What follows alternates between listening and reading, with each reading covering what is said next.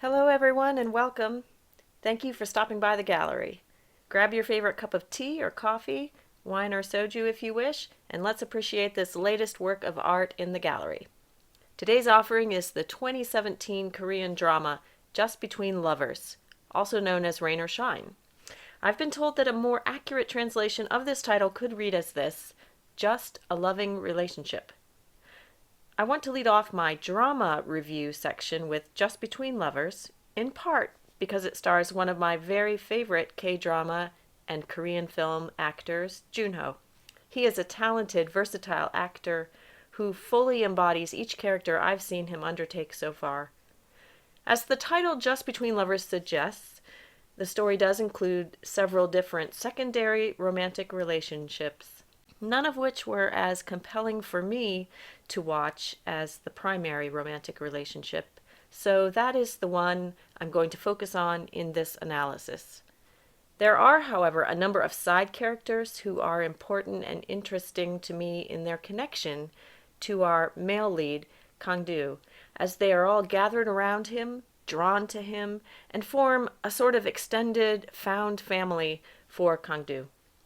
Now, I've learned to shy away from dramas and movies tagged with the melodrama label because I personally don't care for their typically over-the-top emotional style. However, I don't think the melodrama tag is a fair label for Just Between Lovers. In my opinion, the emotions of the survivors of a trauma are handled deftly in this well-crafted story. And there are actually a lot of moments to smile about and some great humorous scenes that make me laugh out loud. The theme quote I've chosen to guide my analysis is straight from the bard himself. That's right, Shakespeare. Cheers for Will. From his play, King Lear, we get the following lines. "The weight of this sad time we must obey. Speak what we feel, not what we ought to say." In the description below for this drama review, I've titled my analysis Learning to Lament. I like this as an alternate title for Just Between Lovers because it captures what is so compelling about this K-drama for me. It seems to me that our female lead, Moon-soo, and our male lead, Kang-do, are learning together and teaching each other how to lament, how to speak what they feel, not what they ought to say. And through this very necessary act of lamenting, then, they are also learning together how to heal and how to love better and how to live better.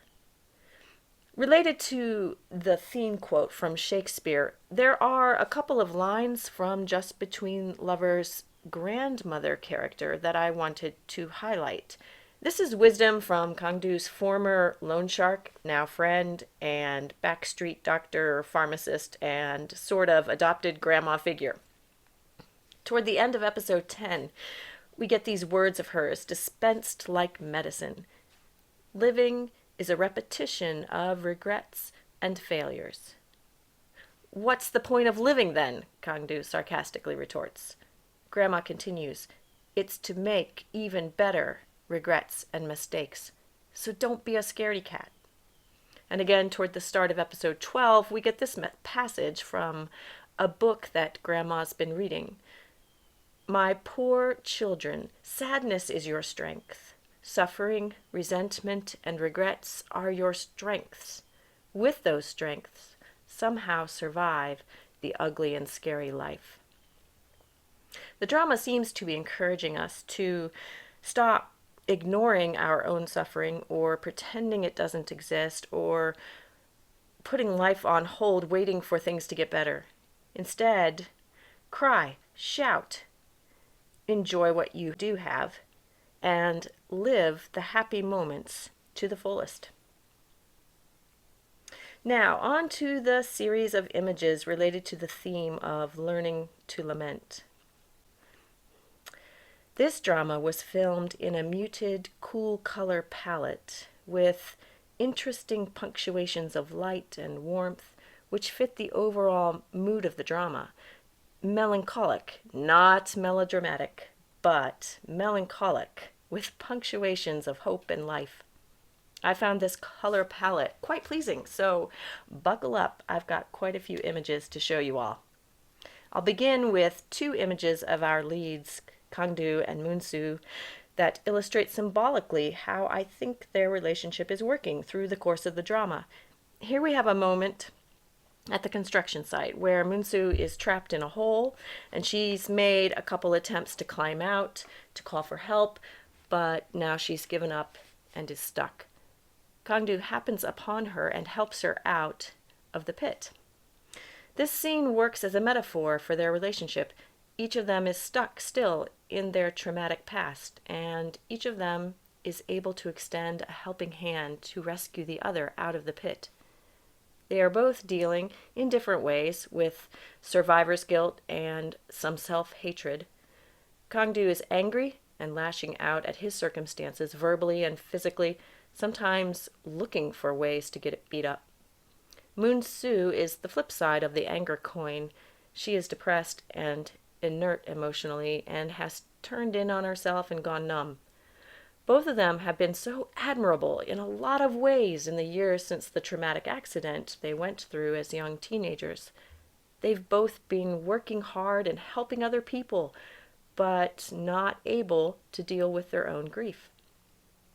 In meeting each other again as adults, they understand each other because of the shared trauma, and they can finally begin to grieve.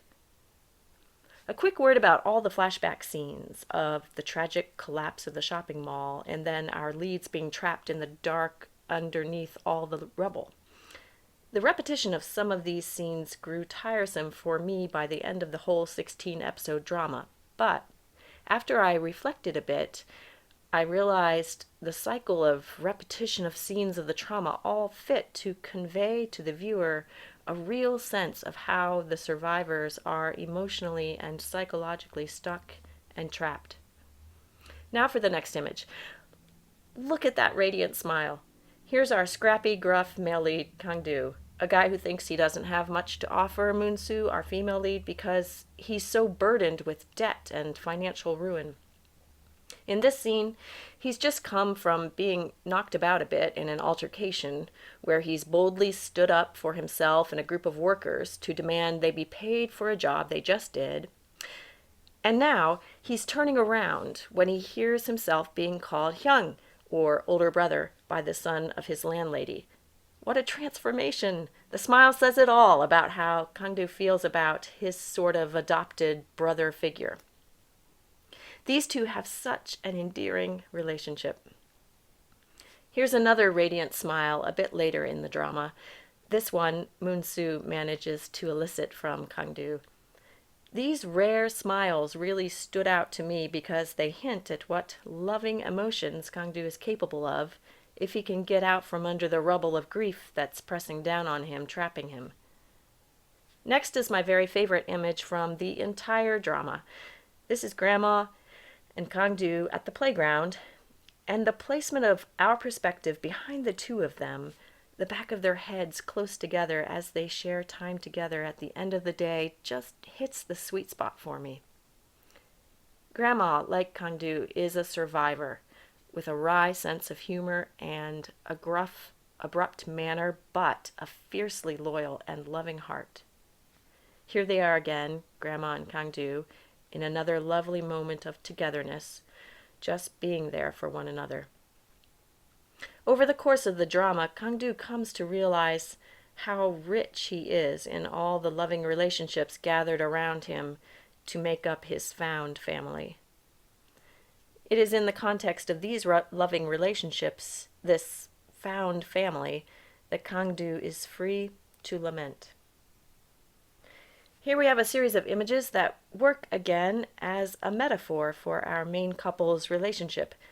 Moonsu and Kangdu are next to each other, shoulder to shoulder, in the dark, like they were when they were trapped as teenagers in the building collapse. They're going through night together again, but this time they greet the dawn together and a new day, a new beginning. And there's a lighthouse right next to them, symbolic of rescue and salvation and guidance through the night and through the storm. Here's Kangdu holding out a hand again to Moonsu. It's just beautiful, don't you think?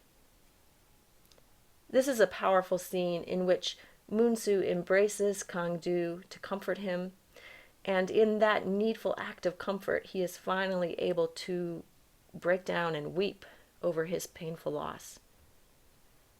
I call this series of images the Lament game. Early on, when Moonsu first utters the words, "What if?" she is abruptly interrupted by Kangdu, who rebukes her, saying, "Don't do it. Don't say what if. There's no end. What if I didn't go there? What if I hadn't done that? If you start, there's no end." However, later, Kangdu comes to realize how much Moonsu has held emotions and hurt inside of herself, and the necessity of this lament exercise for her and eventually for himself. So he indulges her in this exercise later, and they're both able to voice their frustrations and their questions and to learn to lament to each other in this way. It ends up even becoming a little playful and teasing at times, each exclaiming in turn at the end of their litany of what-if statements, "Oh, what a waste." Here, Moonsu is pushed by Kangdu out of passivity and into voicing her frustration and emotions. He helps her to let it out with a good scream, demonstrating for her. Last of all, a final series of images symbolic of how far our leads have come because of their relationship with each other and learning to lament and building a new life. Look at Moonsu behind the wheel of a semi-truck, and she's positively beaming. She's finally getting to put her hard-earned special driver's license into action and to save the day. And look who's beside her. This represents well, I think, the two of them unstuck and moving forward together. Here we see Moonsu's dream of remodeling and building on to the bathhouse. It's finally being put into action. It may be their future home together. In a voiceover, Kangdu reflects to himself, "I can't recklessly get hurt. If I get hurt, there is someone who will be sad." Okay, now it's time for the third and final part of my drama analysis, music that represents the theme of learning to lament. I actually have 2 songs for you all today, and I've provided links to them down below in the description so you can have a listen. The first song, called "Where We," comes direct from the soundtrack for Just Between Lovers. The minor key, the lyrical repetition of a series of questions, the words of loss and the repeated statement that it's so gray, but the assurance that it's okay, it's somewhere, and the hopeful words, "I sing your song, you sing along," all fit nicely with the process of learning to lament in the midst of suffering in the context of a loving relationship. The second song I have for all of you is not from the Just Between Lovers soundtrack, but wow, it's a worthy piece of music that captures the emotions of grief and loss, comfort and hope. It's called "First Light," and isn't that a fitting title for the relationship between our drama's leads? "First Light" is a song from the album Maps by Vanishing Shores, and the singer-songwriter is Kevin Bianchi. Enjoy! Thank you for visiting the gallery. If you like what's here and want to be notified when the next video is uploaded to the gallery, press the subscribe button. And now, as we go on our way, let's stay awake to gather the beautiful.